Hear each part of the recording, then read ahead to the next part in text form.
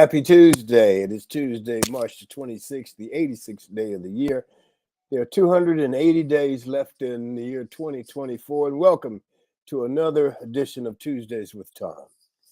As we close out Women's History Month, and we are hot in the middle of March Madness, I listened to some guys debate the question the other day: are women's sports getting enough attention? I don't know if I'm the guy to answer that, as I don't rapidly follow any team or any particular sport. But if I had to answer, I would say yes. Women's sports are getting quite a bit of attention, especially with basketball and soccer. But is that enough? Not if we are comparing it to men's sports. If you're into polls, here's what the latest poll says about women's collegiate sports and the publicity it receives. Half of the respondents believe women's college sports programs receive less attention than they deserve. How do you determine what they deserve? Another 36% of respondents believe women in college sports receive the attention they deserve, and 6% believe that women's college sports are receiving more attention than they deserve. Who are these people? Well, older adults were the most likely to believe that women's college sports programs received less attention than they deserve. Those 55 years and older believe that women's college sports receive less attention than they deserve compared to the men. Among those younger than 35 and those ages 35 to 54, 47% believes that women in college athletics received less attention than they deserved compared to the men's teams. So less than half of the young women believe that women's college athletics received less attention than they deserve. So what does this prove? Probably nothing. Just an interesting tidbit. Because either way, in my opinion, women's sports programs have come a long, very long way, and probably has many more miles to go as the collegiate sports landscape continues to change and evolve. So our G-List guest today is Matt Rickman from the camp. He's the camp director at Easterseals Camp ASCCA. ASCCA stands for Alabama Special Camp for Children and Adults. It is an accessible, inclusive year-round facility that provides recreation and camping opportunities for children and adults with intellectual and or physical disabilities. Camp ASCCA is known throughout the USA as a leader in camping for people with disabilities. Our show today, of course, is sponsored by the Best Girl consulting firm. Let's hear from Best Girl. Best Girl is a consulting firm that provides customized leadership, access and inclusion, public relations, communications, and organizational consulting services. Clients include Fortune 500 companies, utilities, higher education institutions, small businesses, and associations. Best Girl's team of consultants, led by Joyce Gilly-Gossam, Emily Hedrick, and Sean Jones, partners with business and education clients to promote organizational effectiveness, communication, motivation, and leadership, with always an impact on the bottom line. Best Girl's customized consulting services include strategic planning, corporate communication, executive coaching, fundraising, and economic development. Best Girl customizes a solution that fits your needs. So let's get to our roundtable regulars, Barbara Wallace Edwards and Michael Walker. Good morning, Barbara Wallace Edwards. How you doing this morning? Good morning, Thom. I'm doing well, just trying to recover from some allergy issues, but otherwise I'm doing well today. And how are you? Yeah, I'm doing very well. Thank you. I had a little head cold, but I'm past it now, so we're moving on. So what's going on in your world? Well, Thom, I have an update for our viewers. Many of us were following the story here from Hoover, Alabama, where the young lady, Carly Russell, had faked her own kidnapping last year. Well, she's finally been sentenced, and she has will not receive any jail time, believe it or not. Wow. But instead, she received a 6-month suspended jail sentence and will be put on probation for a year. In addition, she will have to pay nearly $18,000 in restitution. But there are many who say she just got a slap on the wrist for all the trouble she that caused. And I mean, there were people all over the world praying for this young lady and searching for her and looking for her. So it certainly caused a lot of chaos, especially locally here. Tell me her punishment again. Her punishment is 6 months suspended jail sentence. She's on probation for a year, and she will have to pay $18,000 in restitution, about $18,000 in restitution. And she has to serve 100 hours of community service. Okay. Well, yeah, definitely a slap on the wrist. Well, I don't know if she ain't got $18,000. She may not have it herself, but I think her family's, they're not suffering by any means. So I don't think they have problems coming up with it. Did she ever say why she did it? Some people are saying it's a mental illness. I'm saying, she was trying to get back at a old boyfriend or something, trying to make him jealous or make him want to be concerned about her. And I don't think they really know. It's really strange. You have to have some mental illness to do something like that. The trouble she went through, all the research she did, and to fake it's just unbelievable. Yeah, who knows? Yeah. As they say, maybe she's a little bit off. I think she has to be. Yeah, hopefully they're getting her some professional help. I hope sure. So. I hope so. Well, at least she's not going to jail. So yeah, that's true. That's a good thing for her. Right. Okay. Let's get Michael on here, and then we'll come back to you, Barbara. Okay. Michael Walker, how are you, man? Doing well, TG. How are you this morning? I'm doing pretty good. Pretty good. What's going on in your world? Well, good morning, Barbara. Hope you're doing better today. Thank you. There's a couple things of note. We are in the middle of March Madness, and there are a lot of things going on, and I'm sure we can talk about Auburn's exit and the reason behind that. But I found something that is kind of interesting. Lynn Roberts, who's the head coach of the Utah Utes women basketball team, she was very disappointed that her team had to be moved from the hotel they were in because of experiencing racial hate at a hotel during the NCAA tournament, she says. They were staying over in Coeur d'Alene, Idaho, which is about 30 miles away from Spokane. They were unable to stay in Spokane because Spokane is also hosting the men's NCAA tournament, and they had some national youth volleyball, and hotel rooms were scarce. So they got a waiver, Spokane did, to host people over in Coeur d'Alene, Idaho. But she said that her team experienced some racial hatred, and they just really didn't know how to deal with it. And they had to be moved to a different hotel on Friday. And it's interesting that, that particular part of the country, well, her words are this. She said, racism is real and it happens and it's awful. So for our players, whether they are white, black, green, or whatever, no one knew how to handle it, and it was really upsetting, said Roberts. For our players and staff to not feel safe in an NCAA tournament environment is messed up. Now, she never went into detail, and nobody's really said what happened. And it's kind of interesting. And I pulled up their player roster, and they only had 3 African-American players that I counted, and had a person from Portugal and stuff. So they have a diverse team. I'll put it that way. But one of the things that's interesting in that particular region and part of the country, in 2018, at least 9 hate groups operated in the region of Spokane and northern Idaho, including Proud Boys, Act for America, and America's Promise Ministries, according to the Southern Poverty Law Center. So, I'm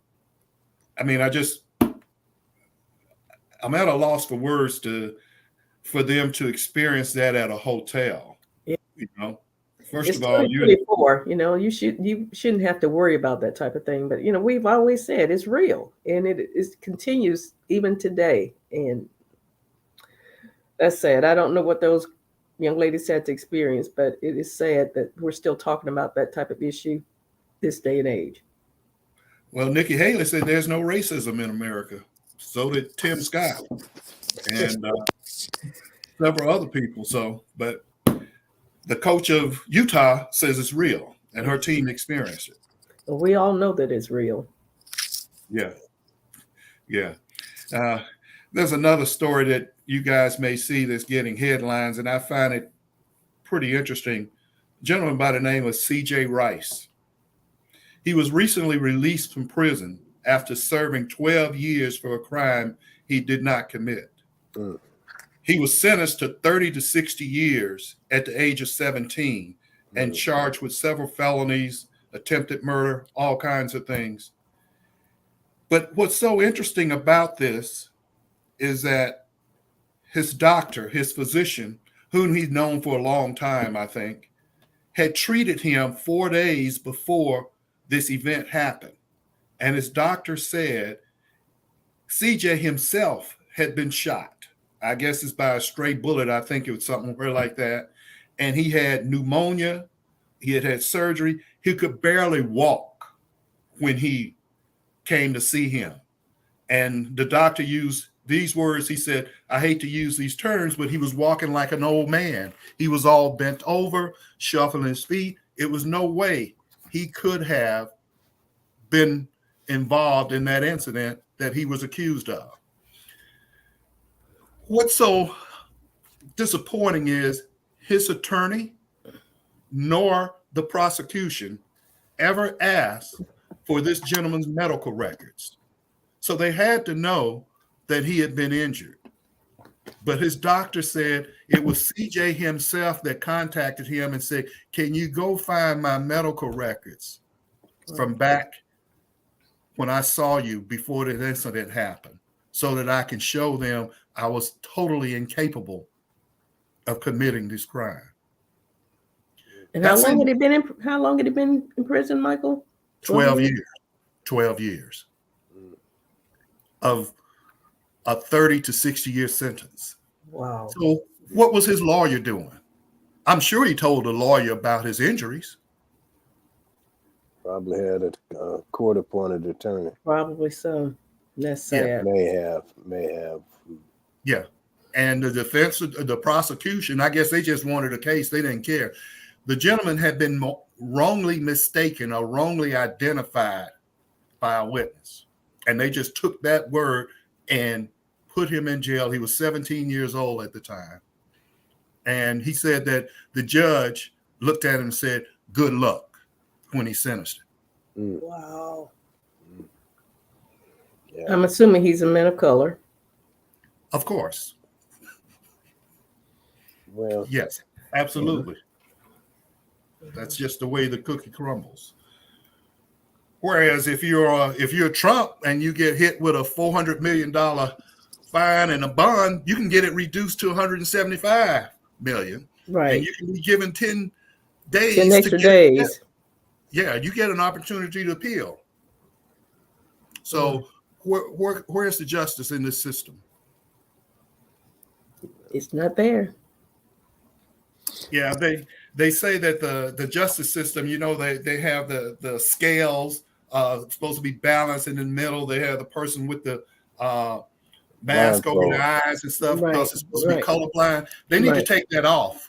They need to redo that and unbalance the scales, and they need to take the mask off the person because it's certainly not colorblind when it comes to justice in the courtroom in America. And unfortunately, that's just one small example, Michael. I mean, there's probably thousands, hundreds of thousands of incidents similar to that, and just haven't come to light yet. Yeah. There are certainly a lot of people who've been wrongly convicted. Yes. Yes. They're quick to wrongly convict certain people. Mm-hmm. That's all I can say. And then it takes forever and a day to correct it and overturn it. And what makes it so bad about Philadelphia and the state, if you're wrongly convicted, there are no laws that you will be compensated for being wrongly convicted. Oh, wow. So he gets nothing. And I'm sure it didn't take him 12 years to ask his doctor to get his medical records. So they probably have had this information for quite some time, sitting on it and trying to make a decision, trying to find a way to make him guilty, I guess. But I know he didn't sit in jail for 12 years and just thought one day, let me go find my doctor and ask him to provide the medical records. They were probably trying to keep it out. Right. And that's what they do. When you have a case and you have things that will exonerate you or prove your point, and they are hell bent on making sure that you are guilty or you're wrong, they keep certain things out of the system so that it won't come to light. So Mm-mm-mm. That's our system today. Okay. Barbara, you got anything else? Yeah, Tom. Yeah, we're closing out Women's History Month, and I wanted to highlight a woman of distinction, Miss Mamie Johnson, the first woman pitcher in the Negro Leagues. She was one of the three women who actually played in the Negro League, and the only woman to take the mound as a pitcher. She went on to serve as a nurse for 30 years, and after her playing days, and retired, and then she passed away in December of 2017. You So say she played in the Negro Leagues. You talking about with the men? the men, yeah, she was Ah, saying she was actually turned away from playing in the female league because she was black, and the female league was all white. So she said that was a blessing. It was a blessing in disguise because she got a chance to be the first woman to play in the Negro leagues and play with men. that's Yes, interesting. I never knew absolutely. that. I never knew that women could play in So she was the league. one of three. I didn't look it up to see who the other two were, but she was the first. And she was a pitcher. She was a pitcher. Yes. Man, that's incredible. Yes, it Good for is. her. Good for her. What time frame was this? Do you know? Let's see, Tom. I got it here.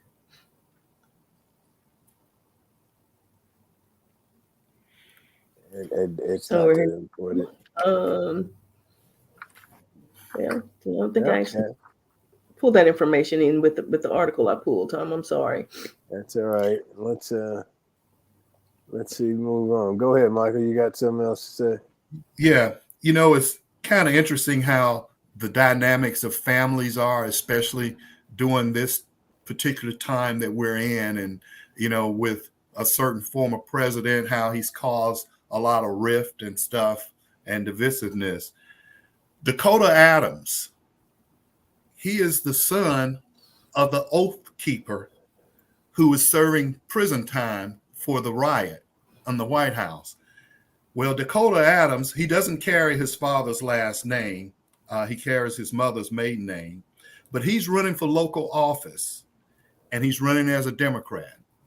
He has said that he is totally turned off by the things that his father has done, all the guns and the military stuff that his dad has given him. He's thrown it away, and he is completely going in the opposite direction and feel that is wrong. And he does not want to be associated with his father. He's the one that had the black eye patch that you've seen and is now serving time in prison. So it's pretty interesting that his son has decided that this is not the way things should be and has disowned his father and now running for office as a Democrat. Interesting. Yeah. Thom, you say all the time that the younger generation do not carry those ideas that the older generation does. And I think this is a prime example of that. Hopefully they don't. People, I don't, it's like Barbara read the story about the girls in Idaho, I think it was, and they didn't know how to handle racism. It's like, where in the hell they been? They don't know how to handle people coming at them from a racial perspective. Right. I mean, when you're born with that, you pretty much know how to handle it. So I don't know. I just think that maybe those kids have been really sheltered. Right. They don't have the meanness that a lot of the older people have. And I a lot of times I look at those old photos of the marches and the people trying to take their kids to school and the hate that other people had towards them. And many of those people are still living. And I wonder what they tell their grandkids, Right. how they behaved in those days. It's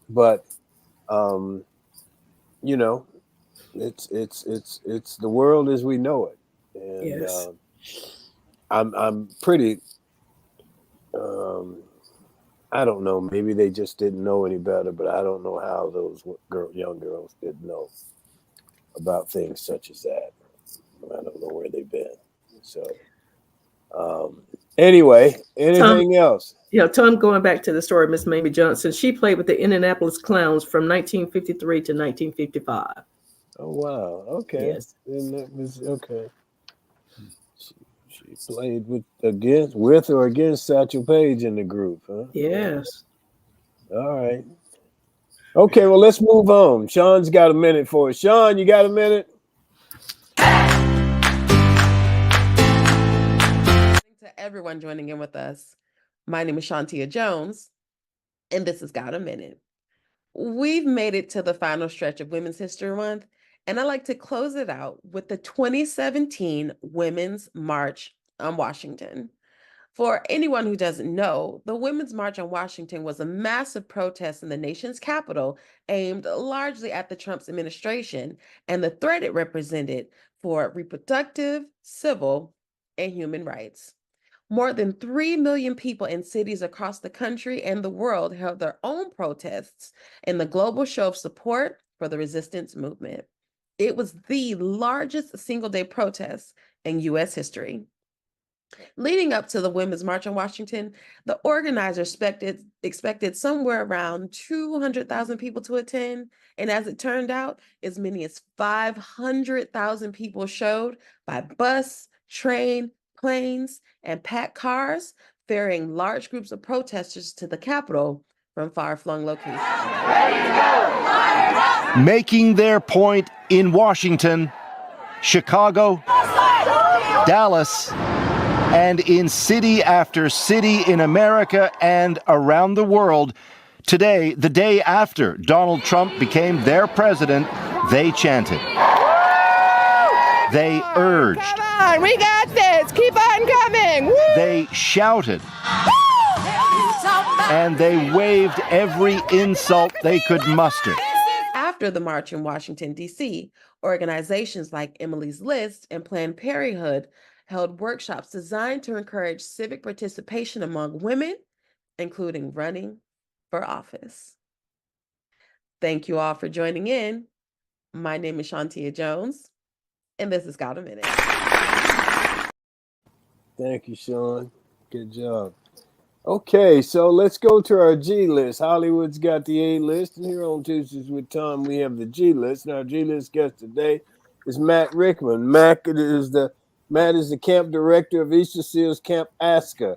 ASCCA stands for Alabama Special Camp for Children and Adults. It is an accessible, inclusive year-round facility that provides recreation and camping opportunities for children and adults with intellectual and/or physical disabilities. Let's welcome Mr. Matt Rickman. Good morning, Matt. How are you? Hey, good morning, Thom. Thanks for having me. Oh, thanks for being with us. We appreciate you. So can you just give us a quick overview of Camp ASCCA, and then we got some questions for you. Sure. Camp ASCCA, we started, the camp began in 1976, which was kind of ahead of its time for providing recreation and camping for people with disabilities. So we're creeping up on our 50th year here in a couple of years. We're real proud of that. And, as you described, Camp ASCCA, we serve children and adults with intellectual and/or physical disabilities. We're a year-round camp, but summertime's obviously our busiest time, where we do week-long camps, and then the rest of the year we do weekend camps. A lot of times, family camps, serve a lot of different organizations that serve people with disabilities, and we do some non-disabled camps as well, day camps, school groups, things like that. Okay. Barbara, you got a question? I do. Good morning, Matt. How are you this morning? I'm great. Good morning to you. Thank you. I understand that you majored in recreational rehabilitation in college, but before going to college, you actually worked in another field. Talk about that. I understand you work for like Delta Airlines. Yeah. Yes. So I grew up in just south of Atlanta. So, when I graduated high school, that was kind of what you did. I didn't have any intentions on going to college, and so I was actually my first family member to go to college. But I started off working for, it was Atlantic Southeast Airlines, which is a Delta affiliate. Delta owns them now. Mm-hmm. And so, it was about a 20-minute ride to the airport. And so, most people in our town worked at the airport or for the airlines. And so I did that for a few years, and it actually introduced me to working with people with disabilities, because I was a passenger service agent where I worked on the gate, and you would help, the people with disabilities get from, one gate to the other, because Atlanta is such a huge airport. So that was kind of an introduction for me, and just realized nothing against that job, but just realized I wanted to do something different, that I wanted to be able to kind of make my own way, and not just be, just a number, so to speak, that it didn't matter if I worked hard or didn't work hard. I was going to kind of move up the same way. So I just wanted to kind of do something different. Okay. Great. Thank you. Michael? Yes, I understand. And thank you for coming on with us, Rick. Mr. Matt Rickman. My friends call me Rick. You're fine. Do they? Yeah. It just kind of stands out. That's right. That's right. And I have a younger brother named Rick, so that's what I think of. So there you my go. apologies. But you had the opportunity to go to Beijing Sports University in China and speak about disabilities with adults and children, and doing physical therapy. Tell us about that. Mm-hmm. Yeah, that was a fantastic experience. I've never traveled internationally before until then. You do get kind of a narrow view of the world if you haven't been around, and not that I've been around a lot, but I did get that opportunity. They were, it's the translation's a little difficult, but they were looking at potentially opening a facility or a camp for people with disabilities, which was kind of groundbreaking for China, whereas people with disabilities, and especially in their history, haven't even been really recognized as citizens. So that's a big deal that they were doing something like that. They brought me and one of our other staff over to kind of tell them a little bit about camp and what we do. And it was kind of a little bit of an exchange thing where we did some family camps, and they sent some parents who had a child with a disability that came and stayed for a couple of weeks with us at the camp during the summer. We did that for about three summers. It was a great experience, and one of my biggest takeaways from it, obviously our governments don't get along, especially, feels like it's gotten worse in the past few years. At the time, it seemed like we were doing pretty good together. I experienced none of that. Every person I talked to, every person we ran into could not have been nicer, more welcoming, made us feel at home. And they're just people, Yeah, we have our political differences, but as citizens, we're all just people. And that was kind of one of my biggest takeaways from it. When you were giving your presentation, I'm sorry, Tom, when you were giving your presentation, did they have a translator that was repeating everything you were saying? Yes. Yeah, that was my first experience with that. Yeah. So obviously you have to talk a little bit and then pause, and then they translate it. And then of course the questions are translated to me. So it's kind of tedious. And I was told, don't, and I'm a bit of a talker, so don't elaborate too much, just kind of keep my statements kind of concise, so that it'd be easier to translate, rather than kind of going ad lib, just talking casually. So that was an interesting experience as well. And when they translate or introduce you, they're very complimentary. So the I don't know how it was said to them, but when they translate who you are, the introduction, you feel like you must be the biggest, best expert in the entire world, because that's kind of how they sell you when they're introducing you, because they want everything to be the best and number one. And so that was that was kind of funny, because I was like, wow, I didn't know I was that great. So. So you haven't been back though, huh?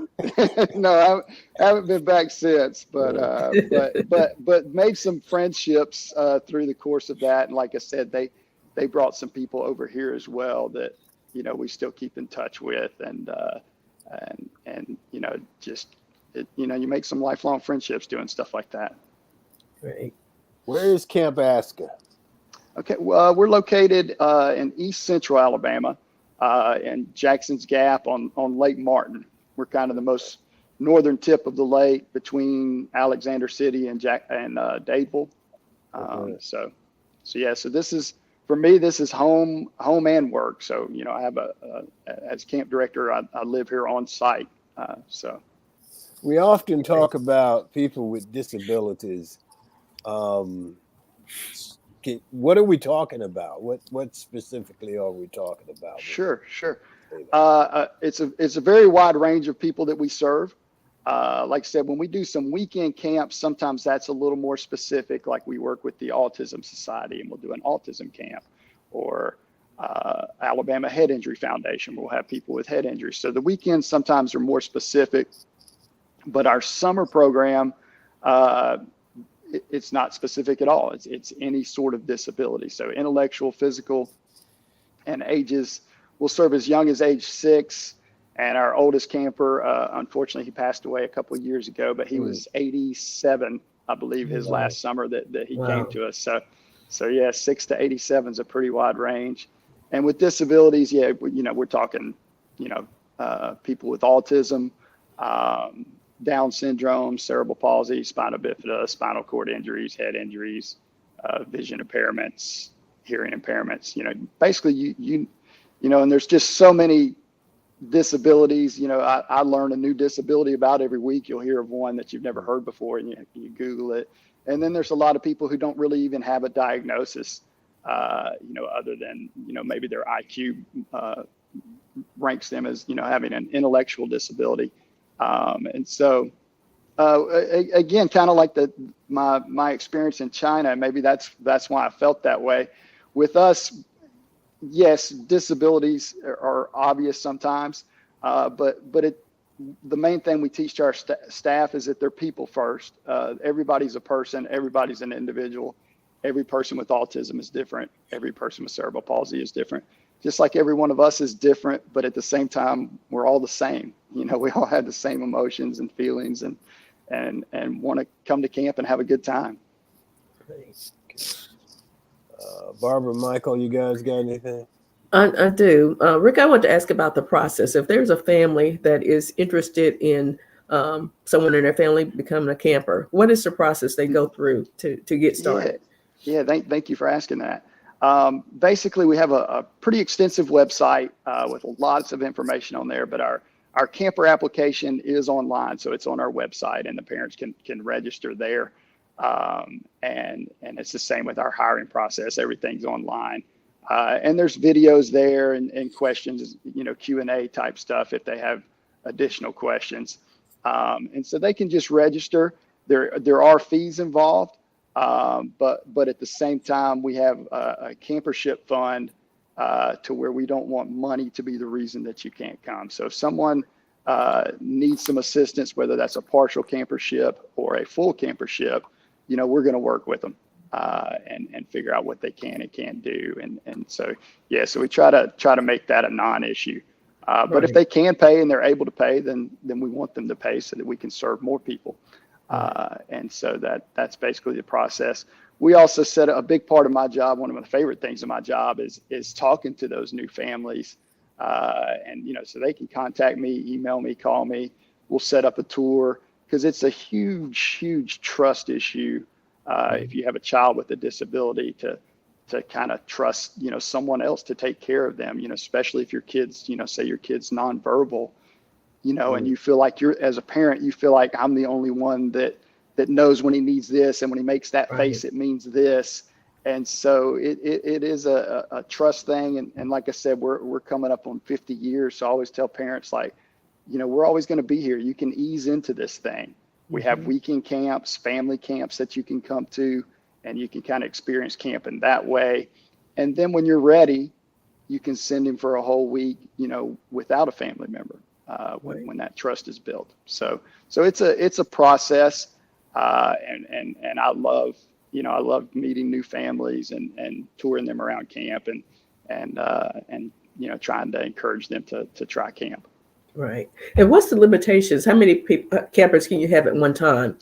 Right. The largest week that we'll have right around 100 campers.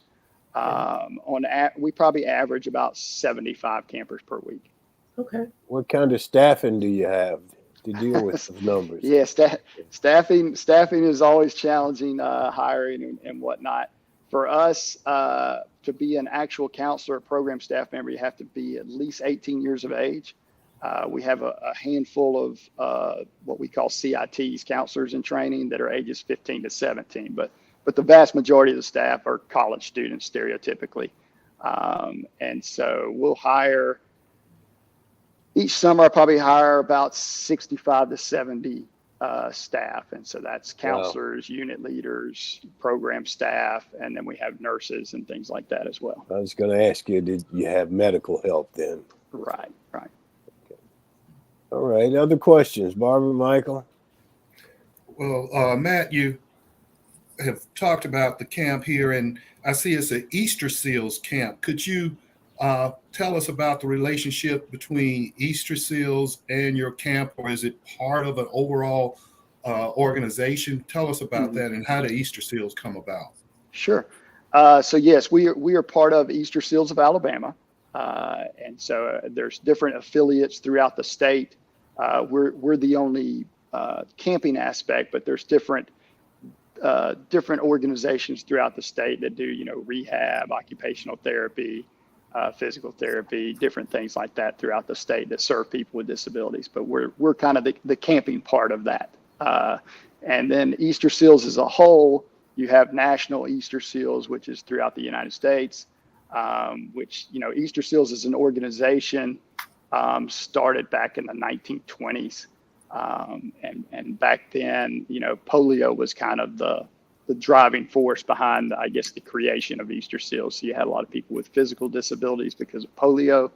And that's kind of how Easterseals got started and started serving people with disabilities. And now it's expanded to serving all different types of disabilities. How's your funding done? How do you fund your program? So it's a wide range of funding. You can try to get money any way you can, so to speak. And so we do a lot of fundraising on our own. Our biggest fundraiser that we do in-house is called a jingle jump, which is kind of like a polar plunge, but we do it with a Christmas theme during our Christmas weekend, and we all dress up in different costumes and jump in the freezing swimming pool to raise money. And we usually raise about $40,000 or $50,000. So That's our largest one that we do. But we have a lot of civic organizations who help us out with various grants and donations, Elks Clubs, Rotary, Civitan, pilots, all sorts of different civic organizations that have helped us out throughout the years. Like I said, we do charge fees. So there's group fees, some of our weekend camps where people rent the facility, things like that.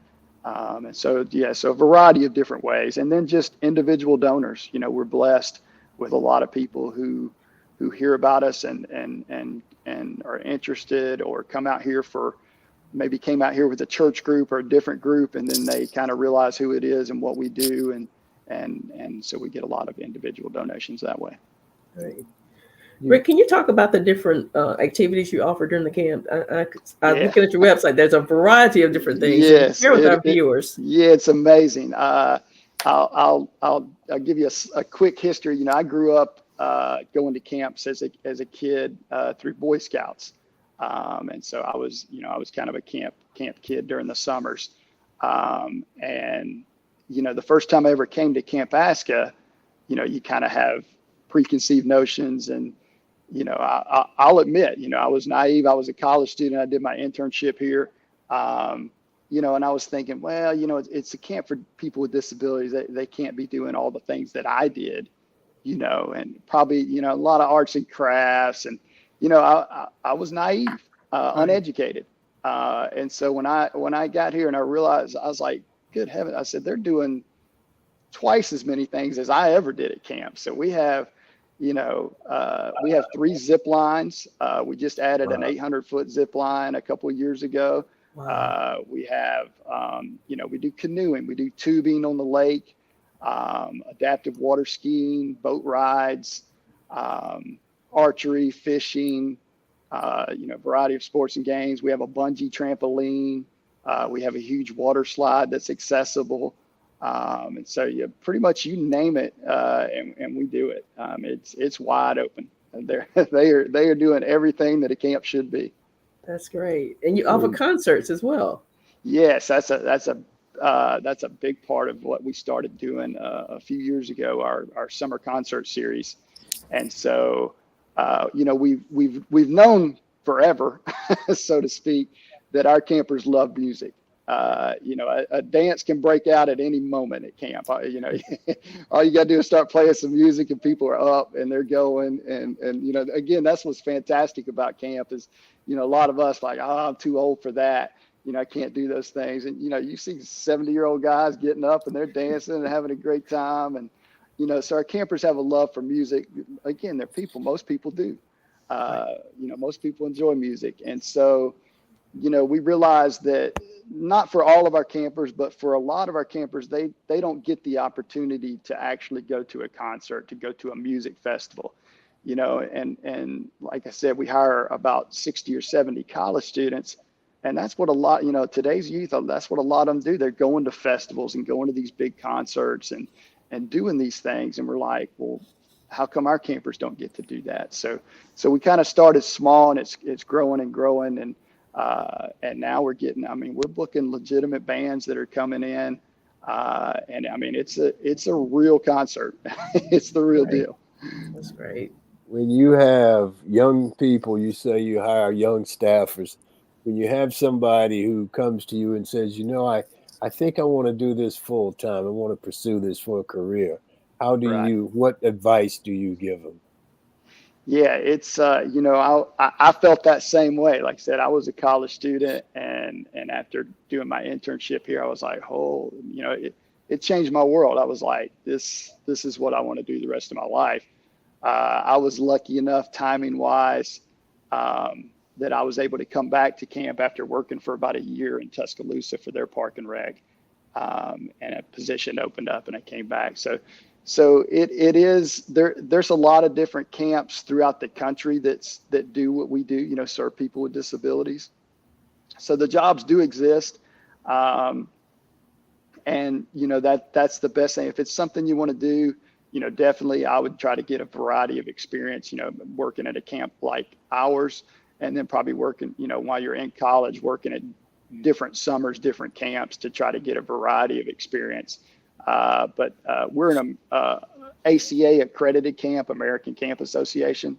And they have like a little job listing on their website. And so I see those all the time. There's a lot of camp jobs out there, that not, different types of camping, but they're also for camping for people with special needs.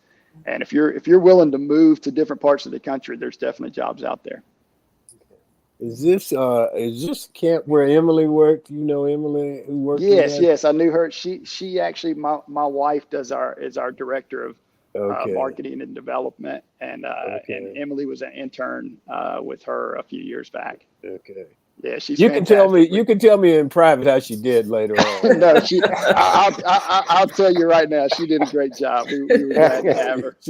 She does a great job. I'm just kidding. Yeah. So, if anybody got any other questions? I have. Matt, you said that you interned there, then took a job in Tuscaloosa after you graduated, and then came back. So you've been at Camp ASCCA for 25 years now? Yes, ma'am. Just had my 25-year anniversary. Oh, wow. Congratulations. Yeah. Everyone that I've talked to has talked about what a life-changing experience it was for them, those who have interned or have volunteered there at Camp ASCCA. Mm-hmm. What has been one of the most memorable experiences for you in your 25-year career there? Oh, wow. So many. I can tell you, I'll try to make it a quick story. When I first started working at camp, I've been here maybe 2 weeks full time, and like I said, you think you understand camp, but it's changed so much for me over the years, whether it's experiencing campers, experiencing how staff grow, as a father, I've seen my children grow up here, and my children now work on summer staff, because they're old enough to do that. And so all of those things, just changed my point of view on life and different things. But But I remember a young man that was on our zip line. When I first started, I was the outdoor adventure director. So I was over the ropes course and things like that. And this young man was nonverbal with autism. And so I wasn't sure if he wanted to experience the zip line. So I was trying to judge his body language and whatnot.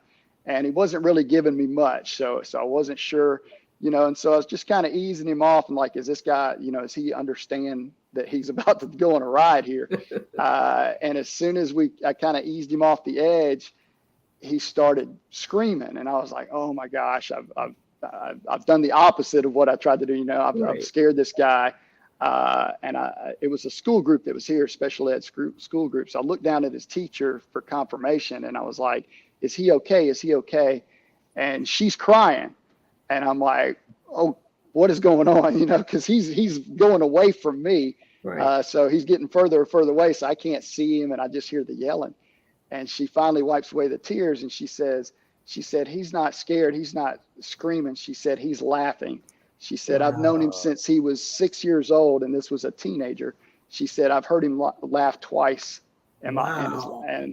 And so now I'm crying. I'm wiping away, so that was my kind of, I get it moment when I first started at camp. And I was like, okay, there's something different going on here.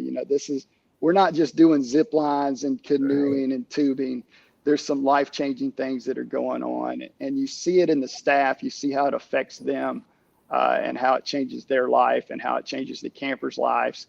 And as camp director, now I'm pretty close with a lot of the parents and how they tell me camp has changed their lives, as a parent and changed their son or their daughter's life. So it's hard to describe all the ripple effects and the impact that it has. But it's very moving. Great. That's great. And you get a lot of repeat campers who come back year after year? Yes, ma'am. Yeah, we're I can name a couple of campers right now that I've probably known, since they were 7 or 8 years old. Wow. And now they're, adults. And we've got some there's 2 campers I can think of that literally came here, and they were here in 1976 when the camp started. Wow. And they still come back. Amazing. That's great. That is amazing. Matt, is there anything else you want to leave us with this morning? Just again, thank you guys so much for having me. I appreciate I was listening to your show before you had me on. And yeah, you guys are hitting a wide range of things and doing great things. Appreciate everything that you're doing and for allowing me to shed a little bit of light on Camp ASCCA. Well, when you told that story about a meaningful story that you needed to tell, I thought it was going to be about Emily, but I guess not. we can tell some of those off camera. Okay. Anything else, Matt? No. Michael? Yeah, Matt, before you go, I wanted to ask you something. And just sitting here listening to you, and you made a statement about when you do the music, and you say in some of our campers, they don't get to go to concerts and what have you. It caused me to think about a couple things that's going on here. And I'm sure you're well aware of DEI, diversity, equity, and inclusion. And we've talked about it, and I know what's going on in Alabama. We talked about it on the show here, but this is a part of diversity, equity, and inclusion. Having Absolutely. People with disability being able to feel welcome within society.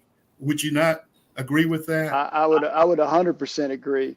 Part of like the concert that you mentioned, it's the opportunity, and there's a stigma, for some of our campers, and their families, they want to take their child to a concert, and of course they can buy a ticket and go, but they know there's going to be a stigma sometimes of maybe how their child is acting, maybe what society views as appropriate, how they're dancing or talking or, yelling or screaming, having a good time, that they it's the same reason a lot of our parents say, it's tough for us to go to a restaurant. It's tough for us to go to the movie theater because everybody's staring, because maybe my child is, running around a little bit, doing some, flapping their arms or, things like that people stop and stare. But when they're at camp, nobody's stopping and saying, we're loving it. Express yourself. You be you. And so there's a freedom in that that I think they get to experience. And I hear that over and over again from parents and families is, this is the one place that I feel at home, that I feel like I can be in my own skin. That's great. That is great. That's good. And I particularly will remember the story about the young boy. Yes. He was laughing. Yes. He thought he was crying. Yeah. Right. Yeah. And Matt, I have one other question about volunteers. Do you have a need for volunteers? And if so, is it week-long camp? Is it just for weekends? Do you need people to come out for cleaning? Yeah. What type of volunteers do you need, and how can they get involved? Yeah, thank you.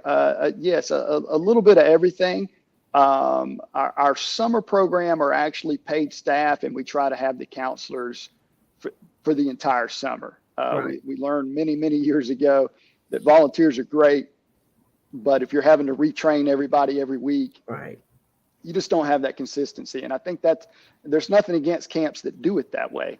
Mm-hmm. But I think that's one thing that separates us from other camps is that we have that consistency, and we get a big part of our staff is returning staff because they want to do it as long as they can.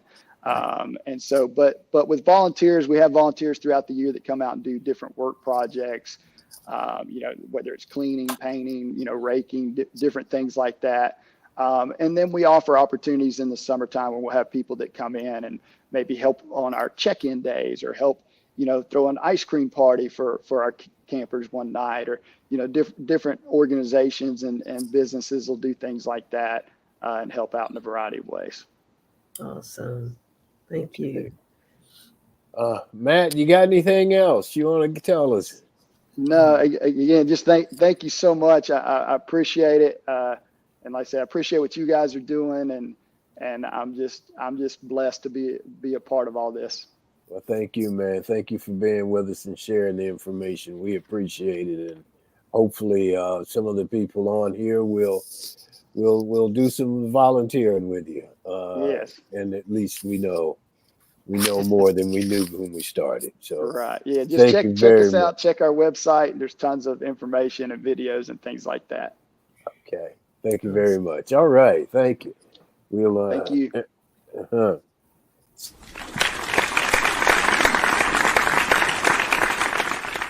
My closing comment for today, or as I see it, is on September 1st, 2020. When we started doing Tuesdays with Thom, we didn't know where we were going or how we would get there. It's 2024, and today it's become clearer and clearer that we are an information source, needing information out to the communities of the world.